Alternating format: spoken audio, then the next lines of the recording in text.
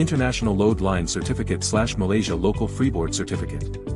For non-convention ships, MSO 1952 Section 308(1)(b) explains that local load line ships include vessels below 150 GT, as well as ships of 150 GT and above that do not carry cargo or passengers, such as tugboats and pilot boats.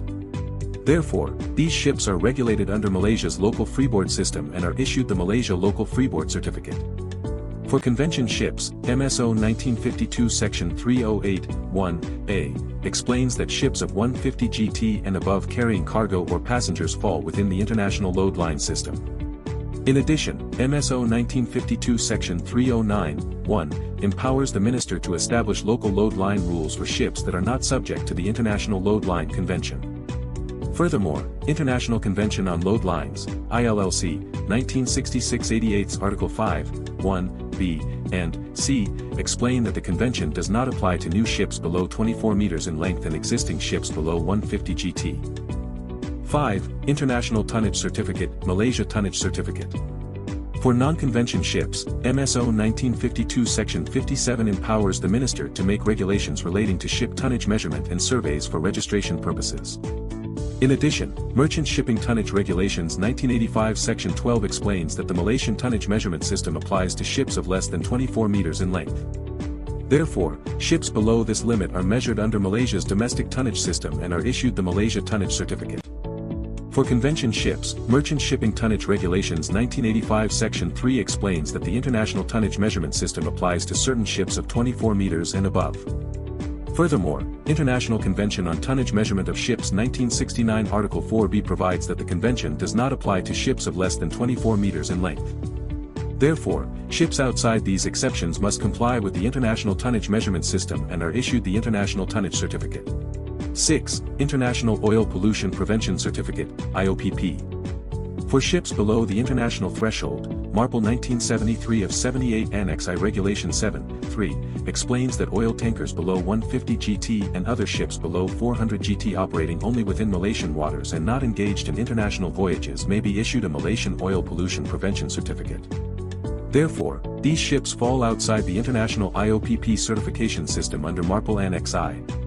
For convention ships, MARPOL 1973-78's Annex I Regulation 7.1 explains that the International Oil Pollution Prevention (IOPP) certificate applies to oil tankers of 150 GT and above, as well as other ships of 400 GT and above engaged in voyages to ports or offshore terminals under the jurisdiction of other parties to the convention.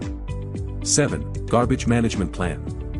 For convention ships, MARPOL 1973-88 Annex V Regulation 10.2 explains that every ship of 100 GT and above, as well as every ship certified to carry 15 persons or more, must carry a garbage management plan.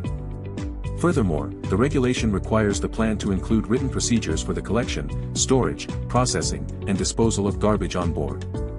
Therefore, ships below these thresholds are generally excluded from the mandatory garbage management plan requirement, but they are still expected to manage waste responsibly under basic national practices. 8. Garbage Record Book. For convention ships, MARPOL 1973-88 Annex V Regulation 10.3 explains that every ship of 400 GT and above, as well as every ship certified to carry 15 persons or more, must maintain a garbage record book. 9. International Air Pollution Prevention Certificate, IAPP.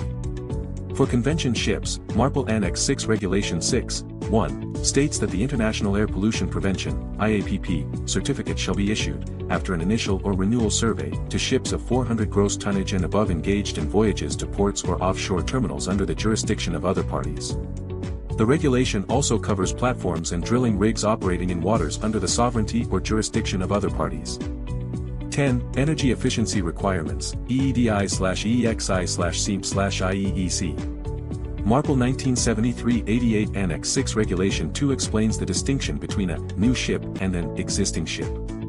A new ship refers to vessels contracted on or after January 1, 2013, constructed from July 1, 2013, or delivered on or after July 1, 2015, while ships outside these criteria are classified as existing ships. In addition, MARPOL 1973-88 Annex 6 Regulation 19 explains that the energy efficiency framework applies to ships of 400 GT and above. Furthermore, Regulation 23 explains that the Energy Efficiency Design Index (EDI) applies mainly to new ships, while Regulation 24 explains that the Energy Efficiency Existing Ship Index (EXI) applies to existing ships. At the same time, Regulation 26 requires ships to carry a Ship Energy Efficiency Management Plan (SEEM), which outlines measures for improving operational energy efficiency. For ships of 5,000 GT and above, the SEEM must also include fuel consumption data collection and reporting procedures. Furthermore, MARPL 1973-88 Annex 6 Regulation 6 explains that ships of 400 GT and above engaged in international voyages must undergo surveys and obtain an International Energy Efficiency Certificate (IEEC) as proof of compliance with MARPL 1973-88 Annex 6 energy efficiency requirements.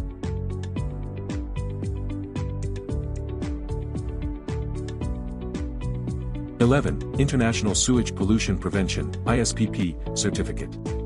MARPL Annex 4 Regulation 2 explains that the sewage pollution prevention requirements apply to ships of 400 GT and above, as well as ships of less than 400 GT certified to carry more than 15 persons.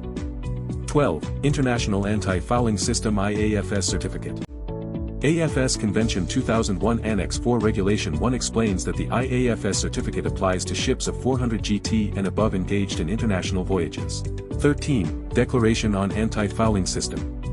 AFS Convention 2001 Annex 4 Regulation 5 provides that ships of 24 meters and above but less than 400 GT engaged on international voyages shall carry a declaration on anti-fouling system signed by the owner or authorized agent as evidence of compliance with the convention requirements.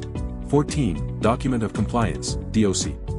For non-convention ships, the Document of Compliance is governed under the MSO 1952, specifically under Section 249AC, which defines certificate to include DOC issued under Section 249AJ. Moreover, Section 249AD explains that the safety management system requirements apply to domestic passenger ships and cargo ships of 500 GT and above registered in Malaysia. In addition, MSN April 2015 applies these requirements to domestic ferry operators under the National Ship Management System Framework, with certification issued by the Marine Department Malaysia. For convention ships, SALAS 1974 Chapter 9 Regulation 2 explains that the ISM code applies to passenger ships and cargo ships of 500 GT and above engaged in international voyages. Furthermore, SALAS Chapter 9 Regulation 4(1) explains that a DOC shall be issued to a company that complies with the ISM code requirements. 15. Safety Management Certificate, SMC. For non-convention ships, MSO 1952 Section 249AD applies the National Safety Management System Framework to domestic passenger ships and cargo ships of 500 GT and above. In addition, MSN April 2015 explains that domestic vessels operating under the National Ship Management System must comply with safety management requirements before certification is issued. For convention ships, SALAS 1974 Chapter 9 Regulation 2 explains that the ISM code applies to passenger ships and cargo ships of 500 GT and above engaged in international voyages. Furthermore, SALAS 1974 Chapter 9 Regulation 4(3) explains that a Safety Management Certificate, SMC, shall be issued to each ship after verification that the ship complies with the approved safety management system. 16. International Ship Security Certificate, ISSC. SALAS Chapter 11-2 Regulation 2(1) explains that the Ship Security Framework applies to passenger ships, cargo ships of 500 GT and above, and mobile offshore drilling units engaged on international voyages. In addition, ISPS Code Part A Section 3.1 applies the code to the same categories of ships. 17. Maritime Labor Certificate, MLC 2006. MLC 2006 Regulation 5.1.3(1), together with MSO 1952 Section 116 provide that ships of 500 GT and above engaged in international voyages or operating from ports in another country are required to carry a maritime labor certificate together with a declaration of maritime labor compliance. In addition, Regulation 5.1.3(2) allows ships outside the mandatory certification scope to obtain such certification voluntarily at the request of the shipowner and subject to approval by the Flag State Administration. 18. Safe Manning Document. For convention ships, SALAS 1974-88 Chapter 5 Regulation 1 provides that Chapter 5 generally applies to all ships on all voyages, although certain provisions may not apply to ships below 150 GT, ships below 500 GT not engaged on international voyages, and fishing vessels. In Malaysia, MSN July 1999 further provides that ships of 500 GT and above are required to carry a safe manning document, while ships below 500 GT are generally issued with a manning certificate. 19. Passenger Ship Safety Certificate, PSSC. For non-convention ships, MSO 1952 Section 208 explains that ships carrying more than 12 passengers must hold a valid passenger ship certificate before proceeding on a voyage. For convention ships, SALAS 1974-88 Chapter 1 Regulation 2 explains that a passenger ship refers to a ship carrying more than 12 passengers. Furthermore, SALAS 1974-88 Chapter 1 Regulation 12(a)(I) explains that a passenger ship safety certificate, PSSC, shall be issued after survey confirmation that the ship complies with SALAS passenger ship safety requirements. 20. High-Speed Craft Safety Certificate, HSCSC. For Malaysian implementation, MSN 35/2008 provides the enforcement of SALAS Chapter 10 for Malaysian ships and ships operating within Malaysian waters. In addition, MSN 59/2011 implements the International Code of Safety for High-Speed Craft, HSC Code 2000, requiring high-speed craft constructed on or after July 1, 2002 to comply with the applicable HSC Code standards. For convention ships, SALAS 1974-88 Chapter 10 Regulation 2 provides that the HSC Code applies to passenger ships operating not more than 4 hours from a place of refuge and cargo ships of 500 GT and above operating not more than 8 hours from a place of refuge. 21. International Ballast Water Management Certificate, IBWMC 2004. For convention ships, BWM Convention Regulation E 1.1 explains that ships of 400 GT and above, excluding floating platforms, FSUs, and FPSOs, must undergo surveys to ensure compliance with ballast water management requirements. In addition, BWM Convention Regulation A 1.8 defines the BWMS code as the technical standard governing ballast water management systems on board ships. 22. IMO Ship Identification Number. SALAS 1974-88 Chapter 11-1 Regulation 3 explains that passenger ships of 100 GT and above, as well as cargo ships of 300 GT and above, must be assigned a unique IMO Ship Identification Number. Furthermore, the regulation requires the number to be permanently marked on the ship in visible and accessible locations for identification and safety purposes. 23. Bridge Navigational Watch Alarm System BNWAS. SALAS 1974-88 Chapter 5 Regulation 19.2.2 explains that all cargo ships of 150 GT and above, together with passenger ships of any size, must be fitted with a bridge navigational watch alarm system. Thanks for watching this video.